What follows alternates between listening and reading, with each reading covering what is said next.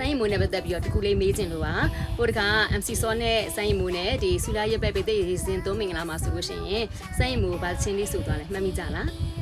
အဲ့တော့မှတ်မိရဆိုရင်လေအောက်မှာရေးပြီနော်အဲ့တော့ဘာဒီဆိုသွားလဲဆိုတော့ဗိသိက်မင်္ဂလာဆိုတဲ့တကယ်ကိုစက်တိရှိရဲ့မင်္ဂလာချင်းလေးကိုဆိုသွားတာဖြစ်ပါတယ်အဲ့တော့စောနဲ့ဒီဆိုင်မွေးနဲ့နောက်ထပ်ထပ်ပြီးတော့စုံကားမဲ့ပွဲရှိပါတယ်အဲ့ဒါတော့တပတ်ခါမှာအလူပွဲတစ်ခုရှိပါတယ်အဲ့အလူပွဲမှာဆိုလို့ရှိရင်အလူတော်မင်္ဂလာကြီးမှာစက်တိရှိတင်းနေတဲ့နဲ့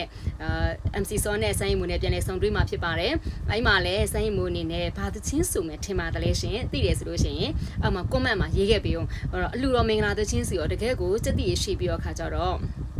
တကယ်ကိုစက်တိရှိတဲ့မဖြစ်မနေတီဆိုကြတဲ့တချင်းတစ်ခုဖြစ်တယ်အဲ့ဒါနည်း hints လေးပေးမယ်ပေါ့နော်နောက်ထပ်MC ဆိုအမြဲတမ်းတင်နေတယ်ပေါ့နော်မန္တလေးဦးသိန်းဆိုလည်းအမြဲတမ်းတီဆိုတဲ့တချင်းဖြစ်ပါတယ်အဲ့တော့အချိန်မီရောက်ခဲ့တယ်ဆိုလို့ရှိရင်အဲ့တချင်းဆိုမှာပေါ့နော်အဲ့တချင်းဆိုဖို့ကလည်းတောင်းဆိုထားတာပဲဖြစ်ပါတယ်အဲ့တော့တကယ်လို့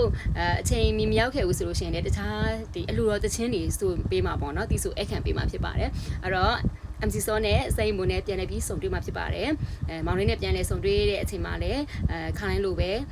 ပေါ့နော်မင်္ဂလာရှိတဲ့တခြင်းလေးတွေတည်ဆူဖို့တောင်းဆိုမှာဖြစ်ပါတယ်ကဲအလူတော်မင်္ဂလာပွဲကြီးမှာတားရှင်ပြုအလူတော်မင်္ဂလာပွဲကြီးမှာဘာတခြင်းများဆိုမလဲဆိုတာလေးအောက်မှာမှန်းငယ်ပြီးကြအောင်နော်အဲ့တော့စိန်မိုဖန်နီအားလုံးတတားမှာတင်ပေးမယ်နော်